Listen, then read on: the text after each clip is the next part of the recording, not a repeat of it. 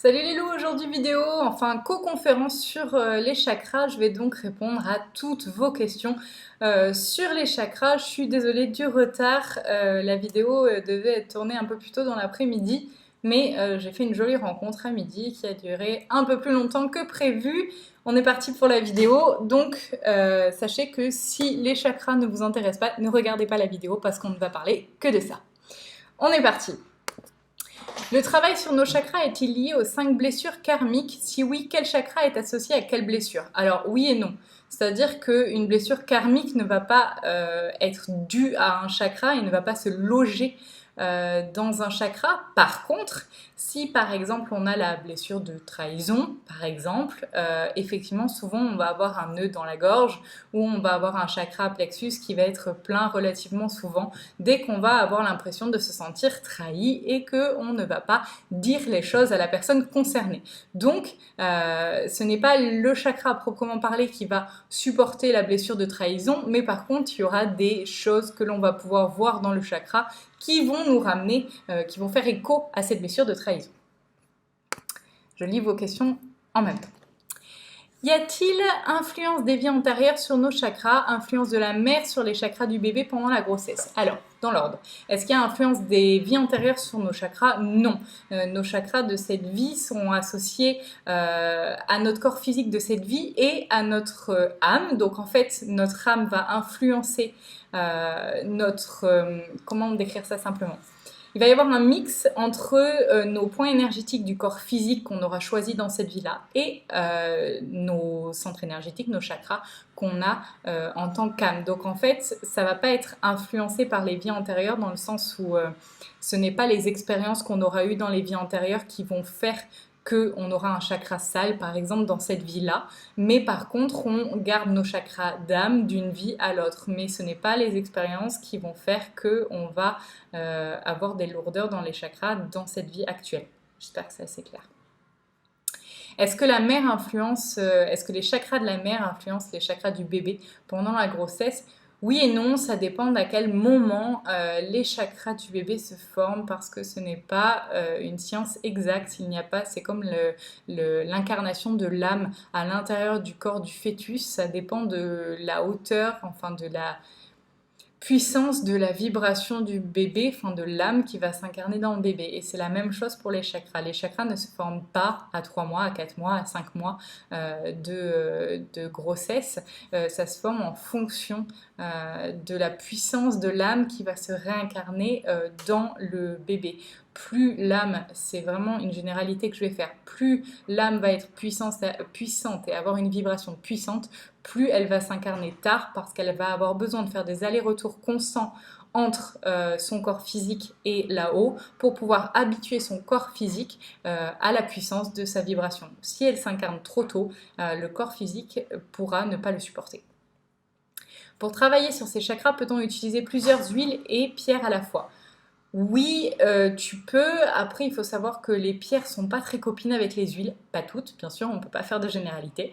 Mais mes pierres, en tout cas, quand je leur mets des huiles pas trop loin, en général, j'entends on n'aime pas trop les huiles, donc c'est pas qu'elles s'entendent pas, c'est que c'est trop fort pour elles et qu'elles peuvent pas trop le supporter. Après, il faut pas faire de généralité. Il y a certaines pierres comme la charoïte par exemple, qui est une pierre d'ancrage et non pas une pierre. En tout cas, je parle de ma charoïte, c'est celle-ci. Attendez, je vais vous la trouver. Voilà, hop. C'est celle-ci. En tout cas, pour ma pierre à moi, c'est une pierre d'ancrage, ce n'est pas une pierre d'ouverture du troisième œil, comme beaucoup aiment à le dire. Je parle que de ma pierre, bien sûr. Du coup, voilà, est-ce qu'on peut utiliser des pierres ou des huiles à la fois? Oui, on peut utiliser plusieurs pierres, oui, on peut utiliser plusieurs huiles, mais pierre et huile en même temps, vaut mieux éviter parce que si on ne sait pas et si on n'a pas clairaudience et qu'on n'entend pas quelle pierre s'entend bien avec telle huile ou inversement si elle ne s'entend pas avec telle ou telle huile, ça va annuler le travail et en plus ça pourra rendre un peu malade la pierre ou l'affaiblir. Donc c'est mieux de ne pas le faire tant qu'on n'a pas clairaudience. Doit-on respecter un nombre de jours pour travailler un chakra? c'est pas une histoire de respect, c'est une histoire de le corps, les cellules du corps se renouvellent tous les 21 jours. Donc, du moment où on a envie d'ancrer une nouvelle habitude à l'intérieur de notre corps et dans nos mémoires cellulaires, il est bon de le faire 21 jours d'affilée. J'avais lu dans un livre que quand une personne ne portait plus ses chakras, c'était signe que la personne allait mourir dans les 28 jours qui suivent. Pardon. Que ce soit de mort naturelle ou non, est-ce encore d'actualité? Qui a écrit ce livre? Voilà, c'est ma réponse. Qu'est-ce qui fait qu'un chakra est décalé? La plupart du temps, encore une fois, je vais faire une généralité.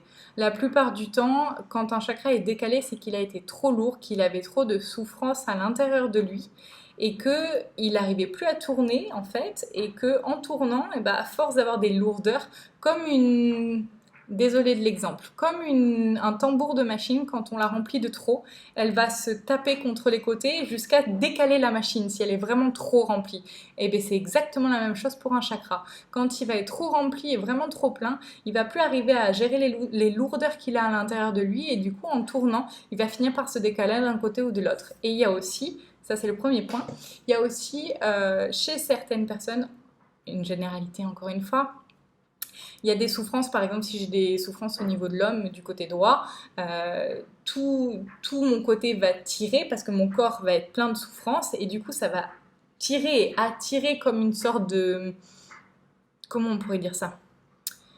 Un peu comme la loi de la gravité, en fait, tout simplement. Ça va attirer les chakras et tout le reste vers le côté où il y a trop de souffrance pour se servir de l'énergie du chakra. S'il peut qu'il soit pas trop sale, la souffrance va le vouloir pour attirer l'amour à elle et atténuer souffrance. Donc le corps va, c'est très bien fait, va attirer ce qui est propre vers ce qui est sale.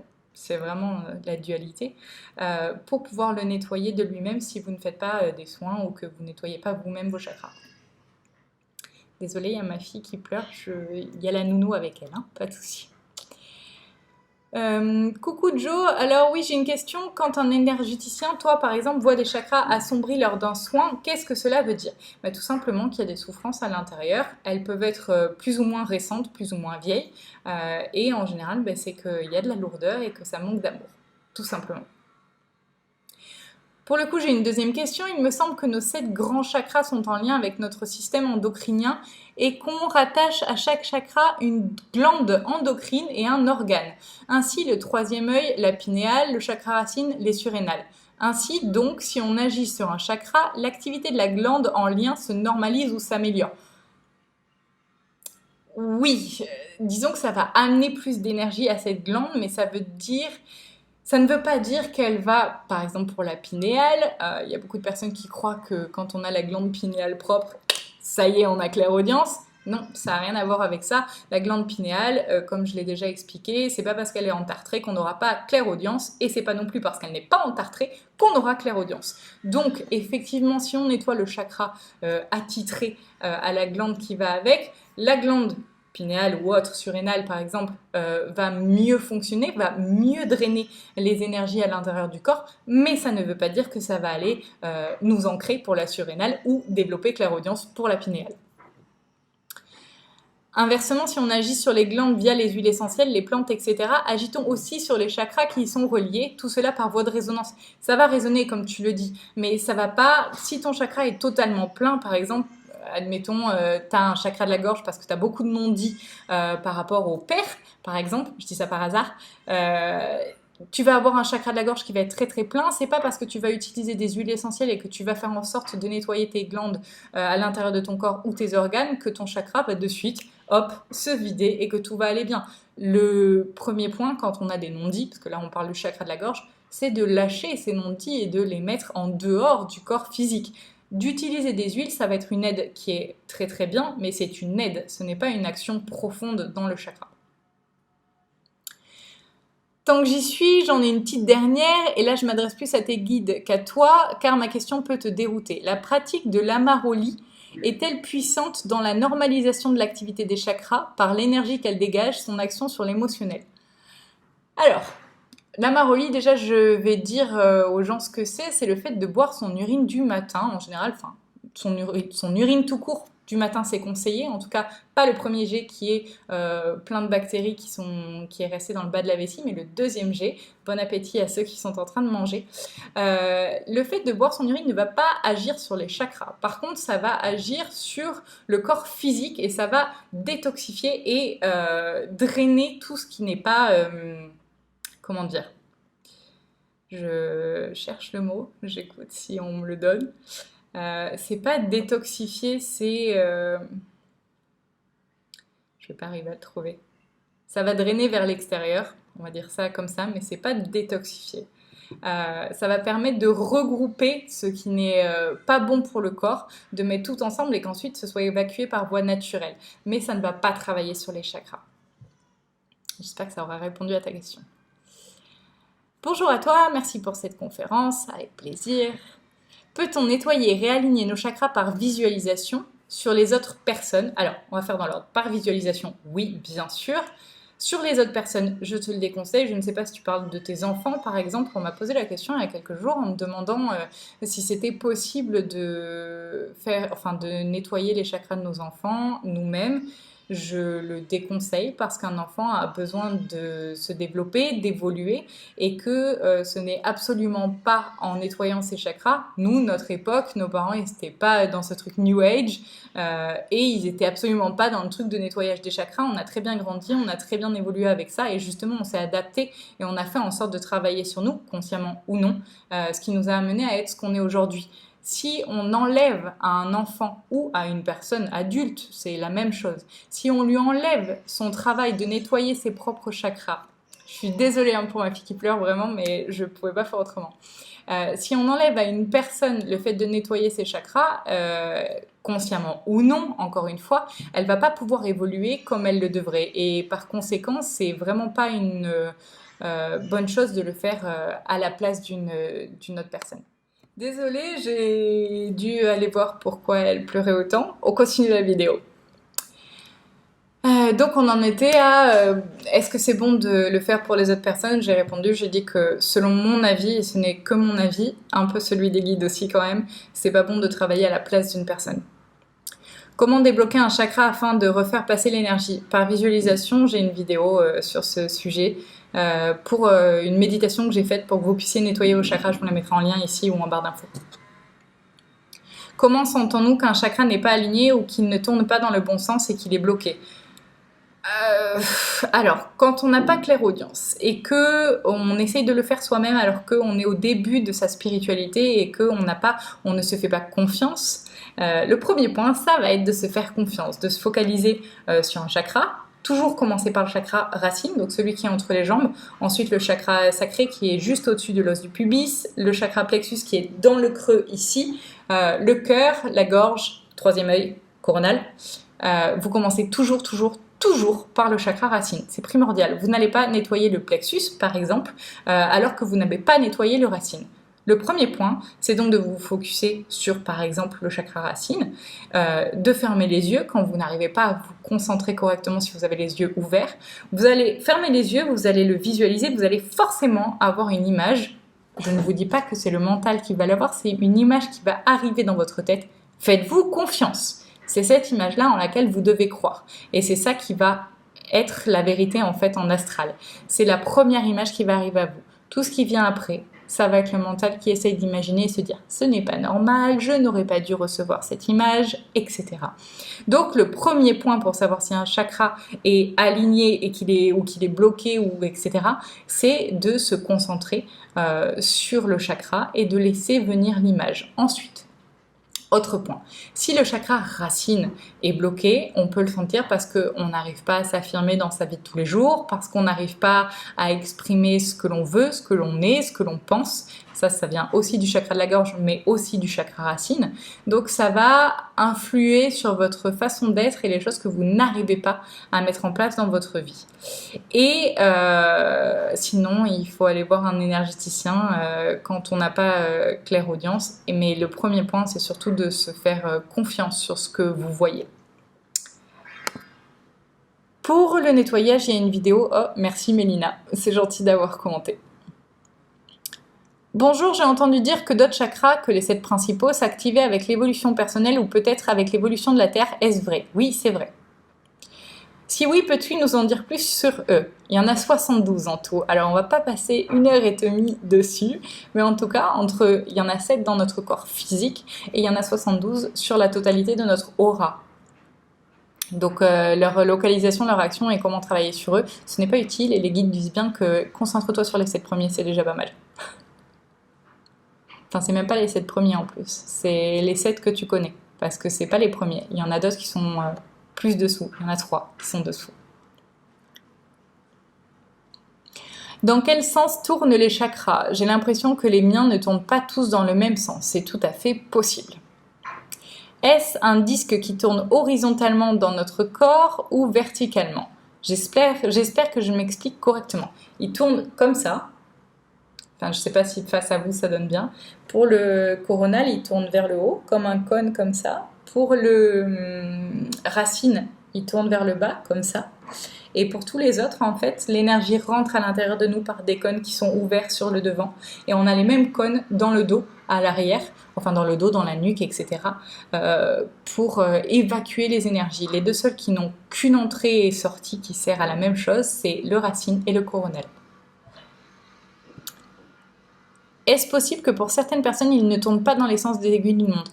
Ça peut arriver, par contre, c'est assez important de pouvoir avoir des explications. Par exemple, si vous faites un soin énergétique avec une personne, qu'elle vous explique si pour vous le fait que ça tourne dans l'autre sens, ce soit une normalité par rapport à vous, à ce que vous êtes, ou si c'est parce qu'il y a un souci dans la rotation de votre chakra. C'est pas parce qu'il tourne à l'envers que ça va forcément être un problème, par contre c'est pas forcément parce qu'il tourne à l'endroit qu'il n'y a pas de problème non plus. Donc c'est important d'avoir quelqu'un ou que vous ayez claire audience, que vous fassiez confiance à votre intuition pour pouvoir savoir si c'est normal pour vous. Je parle pas de la normalité globale, mais juste pour vous, si c'est normal qu'il tourne dans tel ou tel sens.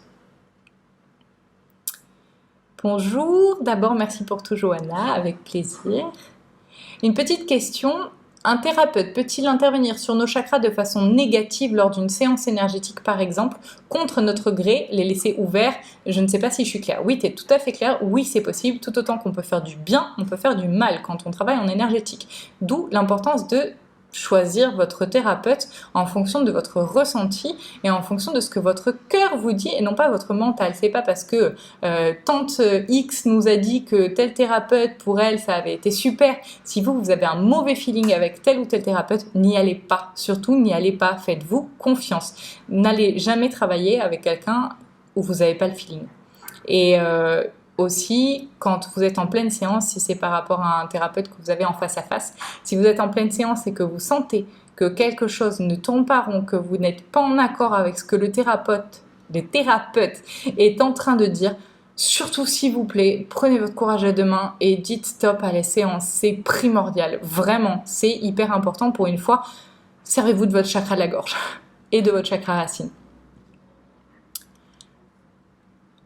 Souvent, dans mon entourage, j'entends des personnes dire qu'il faut faire attention avec l'ouverture des chakras. Oui, c'est vrai, il ne faut pas chercher à ouvrir ses chakras tout seul parce que vous ne savez pas jusqu'à quel point, du moins tant que vous n'avez pas clairaudience et que vous ne travaillez pas avec des guides, vous ne savez pas forcément jusqu'à quel point vous pouvez l'ouvrir et jusqu'à quel point c'est bon pour vous. Encore une fois, je me suis répété des milliers de fois, attention à demander et à faire que ce que vous êtes capable de faire. Quand vous allez ouvrir un chakra, il y a l'énergie qui va rentrer plus grandement à l'intérieur. Et si vous n'êtes pas capable de gérer cet afflux d'énergie, ça va faire des choses qui vont être très compliquées pour le mental à supporter. Est-ce que pour nettoyer un chakra, il faut absolument visualiser un cône qui tourne et évacue? Je pratique une méditation où je me concentre 3 fois 10 secondes dessus en visualisant des étoiles lumineuses. Est-ce que ça les nettoie? Sinon, quel est l'effet produit? J'ai jamais essayé ça, alors je peux pas te dire quel effet ça produit. Par contre, si toi, tu vois que ton chakra, à la fin de ta visualisation, il est propre, et pas tant mieux, c'est que ça fonctionne pour toi. Après, le fait d'évacuer ce qu'il y a dans le chakra, je trouve que c'est quand même primordial d'arriver à le voir propre à la fin, parce que y mettre des étoiles, c'est bien, mais il faut aussi que les étoiles fassent leur taf à l'intérieur du chakra après. Donc c'est important d'aller vérifier, mais j'essaierai à l'occasion. Est-ce que visualiser le nettoyage avec des déchets qui sont ensuite transmutés par Gaïa, remplir chaque chakra de sa couleur correspondante et les visualiser tourner plus vite suffit à leur entretien? Alors le plus vite ne veut rien dire, c'est-à-dire qu'un chakra qui va tourner lentement, je vais y arriver aujourd'hui, un chakra qui va tourner lentement mais de manière fluide va être peut-être beaucoup plus puissant qu'un chakra qui va tourner très très vite mais qui va pas forcément drainer beaucoup de matière. Donc le fait que ça tourne vite ou lentement, c'est pas un gage de qualité. Par contre, le fait de les vider, de voir que c'est propre à l'intérieur, qu'il n'y a plus de noir, qu'il n'y a pas de lourdeur à l'intérieur et de répandre la couleur du chakra à l'intérieur de notre corps en entier, pas que dans le chakra. C'est-à-dire que vous videz le chakra racine, vous le voyez en train de tourner correctement de façon fluide et qu'il n'y ait plus rien qui l'accroche, qui soit lourd à l'intérieur, puis vous répandez en entier la lumière à l'intérieur de la lumière du chakra racine à l'intérieur de votre corps, en entier. C'est important de faire ça. Quand vous avez fini de faire ça, vous passez au chakra suivant. Du coup, ça suffit. Après, tu peux bien sûr, comme tu l'as dit, demander à nos guides un soin. Tu peux bien sûr demander à tes guides de t'aider pour nettoyer tes chakras. C'est même conseillé de le faire. Pour ma part, je ne demande pas souvent de l'aide à mes guides. Et il n'y a pas si longtemps, ils m'ont dit « Mais pourquoi tu ne nous demandes jamais rien? On est là pour ça. » Donc, demandez. Je vais juste allumer la clim parce qu'il fait un peu.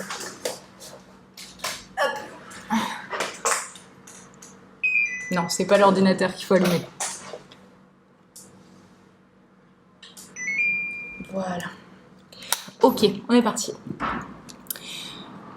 Quand est-ce qu'on sait qu'on a besoin d'un rééquilibrage et peut-on recentrer nos chakras à l'aide d'un pendule nous-mêmes? Merci d'avance pour tes réponses et pour le temps que tu nous accordes. Alors, on sait qu'on a besoin d'un rééquilibrage quand, par exemple, notre corps physique est toujours très fatigué, qu'on a beau faire en sorte de mettre des choses en place dans notre vie, il n'y a rien qui se passe, on voit qu'on galère dans chaque situation, qu'on rame en fait tout simplement dans la plupart des choses. Pardon. Et que surtout, on n'arrive pas à recouvrer l'énergie à l'intérieur de notre corps, que c'est vraiment... Tu le sens dans ton corps physique, ça va souvent se traduire par une fatigue et par des maladies. Par exemple, le chakra de la gorge qui est plein va se traduire par des angines, bronchites, tout ce que tu veux. Le chakra du cœur, ça va être... Il y a des gens qui ont des pointes ici, c'est mon côté gauche, hein, ici. Donc il y a des gens qui vont avoir des pointes ici ou dans le dos au niveau des omoplates. Pour le plexus, on va sentir qu'on a souvent la nausée, qu'on n'arrive pas beaucoup à manger, ou au contraire qu'on mange trop. Ça va être tout l'un ou tout l'autre, ça dépend de comment le chakra est bloqué et de qu'est-ce qui le bloque. Donc l'équilibrage, ça va être dans l'observation de ton corps et dans quelque chose que tu trouveras d'anormal. C'est à toi de regarder ce qui est normal ou non dans ton corps et...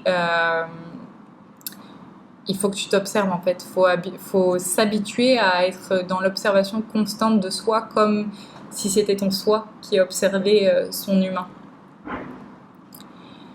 Peut-on recentrer nos chakras à l'aide d'un pendule? Non. Tu peux savoir s'ils sont décentrés à l'aide du pendule, mais par contre tu ne peux pas les recentrer avec le pendule. Voilà. Les animaux ont-ils les mêmes chakras que nous? Non. Les bébés ont-ils les mêmes chakras que nous? Oui, mais pas au tout début de leur vie. En fait, c'est par exemple quand le fœtus est juste en train de se former, quand il a 2 ou 3 semaines, il n'a pas encore de chakras. Ça prend du temps et les chakras vont se former à l'intérieur du corps à des stades différents de la grossesse en fonction de la vibration de l'âme qui va s'incarner dans le corps. À quel moment nos chakras se forment? Et bien voilà, on vient d'y répondre. Je complète cette question en demandant s'ils se forment à l'intérieur du ventre de notre mère à la naissance ou plus tard. Alors, il y en a de nos 7 chakras, de l'info que j'ai eue, ils se forment à l'intérieur du ventre. Après, ils sont solidifiés une fois qu'on est né, c'est-à-dire qu'au début, ils sont tout mous, ils sont vraiment malléables et il va falloir en prendre soin. Alors, pour les nouvelles mamans à venir, arrêtez de chercher de faire quoi que ce soit, on est tous nés avec des chakras qui étaient mous et on a réussi à les densifier de nous-mêmes sans que nos parents fassent quoi que ce soit. Arrêtez de vouloir faire quoi que ce soit, il n'y a pas besoin. Et pour les autres chakras, donc les 60, pas les 72 parce qu'il y en a 7 en moins, donc je ne sais plus compter, les 63 autres, non. j'ai un problème dans ma tête aujourd'hui, les 65 autres, ça va être au cours de la vie et des expériences. Alors, il y en a qui seront déjà formés à la naissance, mais pareil, ils seront assez mous et faibles. Ils vont se densifier avec les expériences de la vie. Et il y en a d'autres qui vont se former, mais à des moments particuliers de la vie, et on ne me donne pas l'info sur quels sont ces moments particuliers. Donc, je ne peux pas vous le dire. Lors de la mort d'un être humain, l'âme sort du corps physique. J'ai entendu que l'âme pouvait sortir par 3 chakras. Que dis-tu? Où tes guides? Cela a-t-il une relation avec l'expérience de vie ou la mission de vie? Alors, des âmes que j'ai vu sortir de leur corps quand j'ai vu des personnes physiques mourir, elles ne sont pas sorties par un chakra, en fait, elles se sont relevées, elles se sont assises dans leur corps et puis elles se sont levées comme on se lèverait alors qu'on est couché et qu'on s'assoit et qu'on se relève. Donc elles ne sont pas sorties par un chakra particulier. Après, il y a des personnes qui, ça doit sûrement arriver, mais ce n'est pas une obligation. On ne sort pas obligatoirement par un chakra ou par un autre. Est-ce que ça a une relation avec l'expérience de vie ou la mission de vie? Non, pas vraiment. Coucou Johanna, qu'est-ce qui arrive à quelqu'un qui meurt sans jamais n'avoir vidé ou harmonisé ses chakras? Mais pas grand-chose en fait, le fait de jamais harmoniser ses chakras ou les nettoyer, ça va nous freiner dans notre vie physique. Une fois qu'on sort de notre... Alors, attends. Je ne vais pas faire de généralité sur ce coup-là. Quelqu'un qui a été super mauvais dans sa vie, qui a des chakras dégueulasses, mais ça ne va pas être à cause de ses chakras, il va sortir de son corps physique, ses chakras seront toujours super lourds, il n'arrivera pas à augmenter sa vibration, il va aller dans le bas astral, ok ? Quelqu'un qui a été bon dans sa vie, mais qui n'a jamais nettoyé ses chakras et qui n'a jamais eu oui-dire de quelque chose de spirituel, va aussi aller dans l'astral voir les parties du bas astral. Parce qu'en fait, ce en quoi il croit, ses croyances, vont faire qu'il n'y aura pas quelque chose au-dessus. Mais encore une fois, ça ne sera pas une histoire de chakra. C'est-à-dire que la personne ne sera pas lourde, contrairement à celui qui a été mauvais toute sa vie, où lui, ça va être une lourdeur parce qu'il ne sera pas amour. Une personne qui aura été amour mais qui n'aura pas de croyance va pas aller dans le haut astral parce qu'en fait, elle n'y croira pas. Donc, sa non-croyance va la bloquer. Ça ne sera pas une histoire de chakra propre ou sale. Et quelqu'un qui va nettoyer ses chakras toute sa vie mais qui aura été super mauvais avec tout le monde, mais c'est pareil, il n'ira pas non plus directement à la lumière parce qu'il aura des chakras propres. Donc, le fait d'avoir des chakras propres ou pas ne va pas influencer notre vie après la mort. Par contre, nos croyances et de quelle façon nous avons été amour, oui, ça influencera. J'espère que ça répond à la question. Est-ce que le nettoyage de chakras que tu fais lors d'un soin psycho-énergie est le même que ce que l'on peut faire nous-mêmes en faisant notre propre nettoyage, une fois qu'on maîtrise bien? Non. Parce que nous, on va aller chercher dans les mémoires cellulaires et les vies antérieures, etc. Donc, disons que quand tu fais un nettoyage avec la vidéo, ça va très très bien entretenir ce qu'on a fait pendant le soin. Et si tu fais bien le nettoyage des chakras et l'ancrage après un soin, ça peut perdurer les effets du soin pendant plusieurs mois.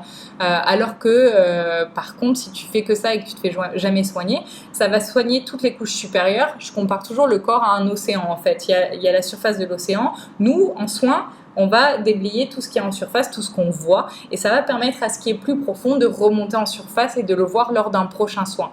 Toi, quand tu vas nettoyer tes chakras, c'est juste comme si tu bougeais en fait l'énergie et donc les déchets en surface de l'océan. Tu vas pas les enlever, tu vas les bouger pour que ça circule correctement. Ça va pas enlever des couches profondes. Tu pourras enlever des petits trucs sur le dessus, mais c'est un très bon entretien, mais ça va pas aller aussi loin que ce qu'on fait en psychoénergie.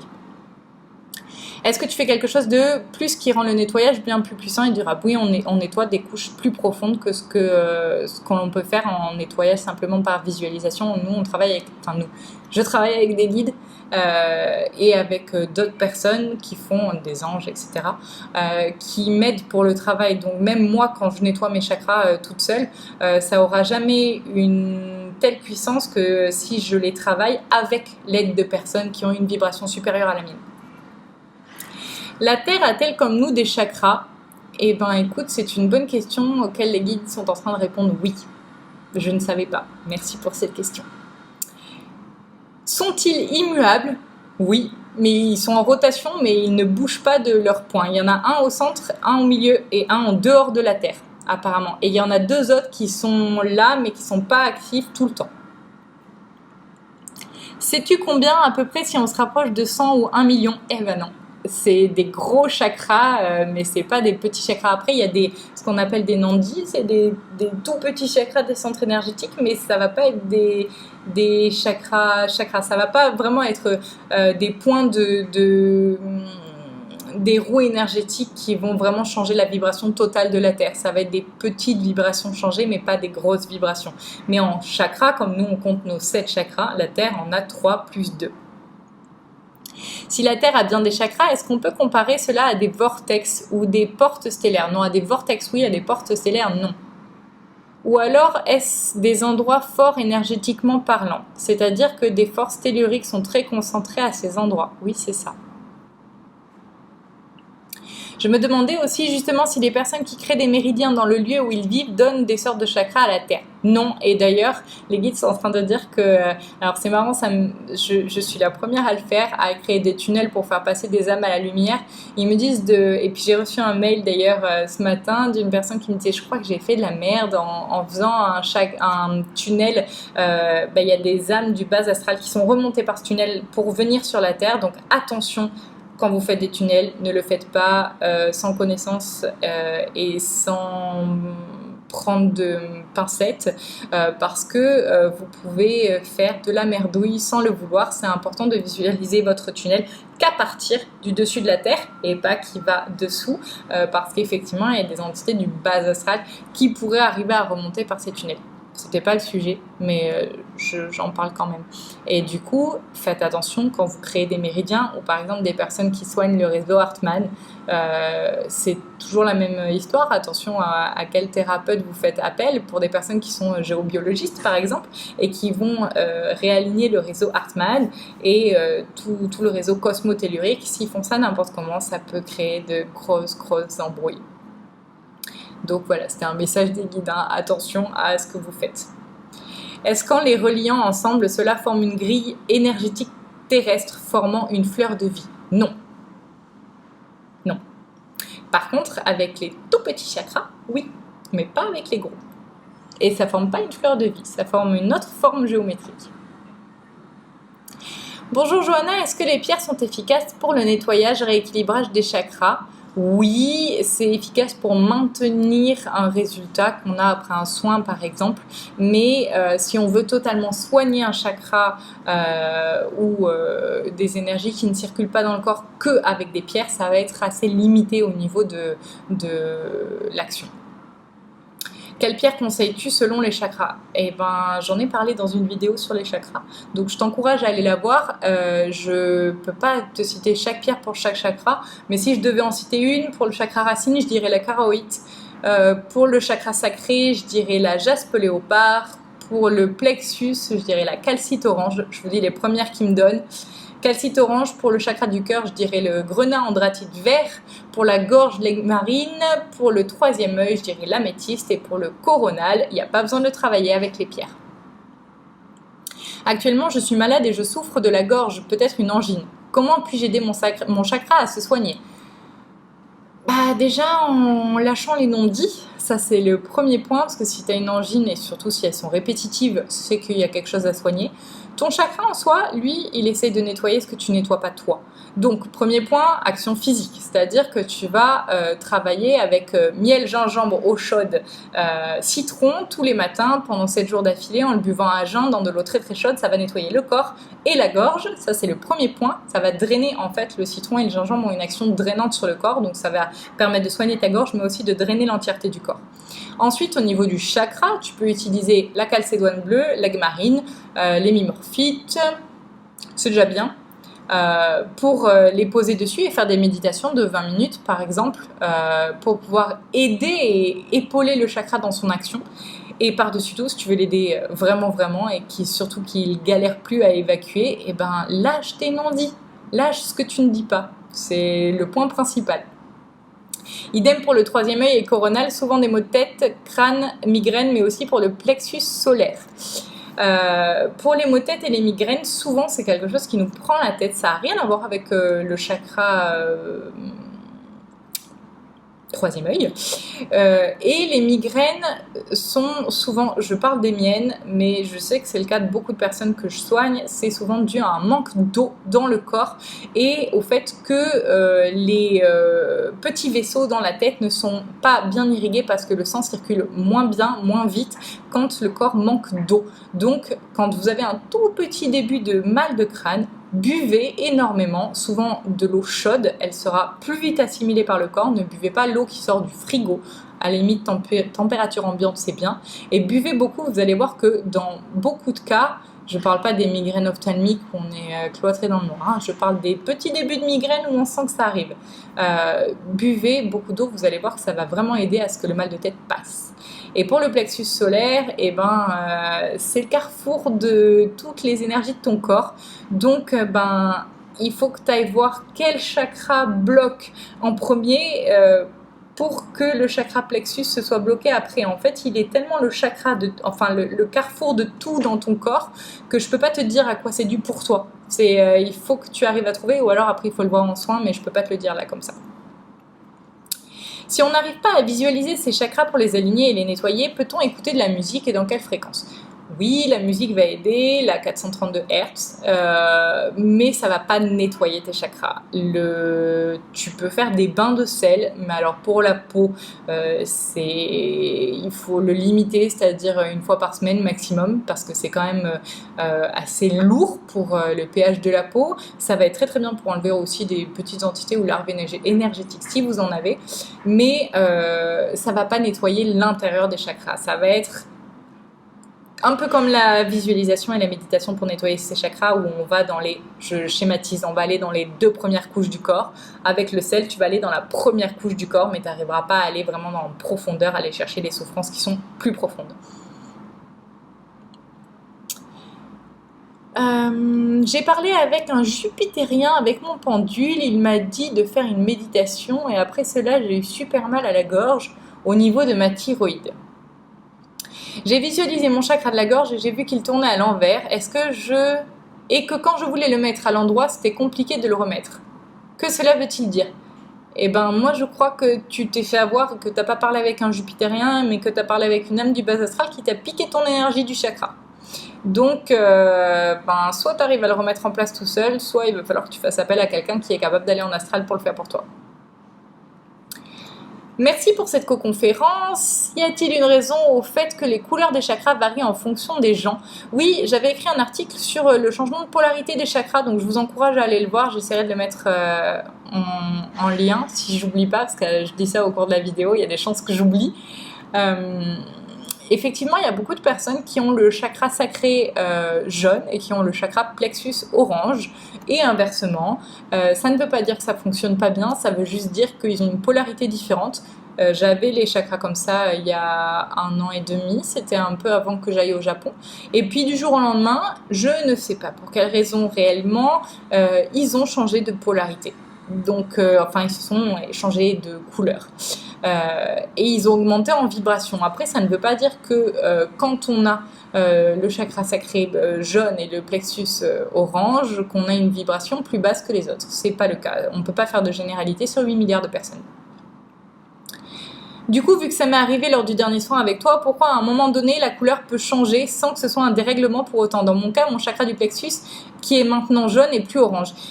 C'est un changement de vibration à l'intérieur de toi, mais ça ne veut pas dire que ta vibration était plus haute ou plus basse. Elle est différente, tout simplement. C'est l'humain qui a besoin, le mental qui a besoin de te dire plus haut, plus bas, à droite, à gauche. Non, en fait, elle est juste différente.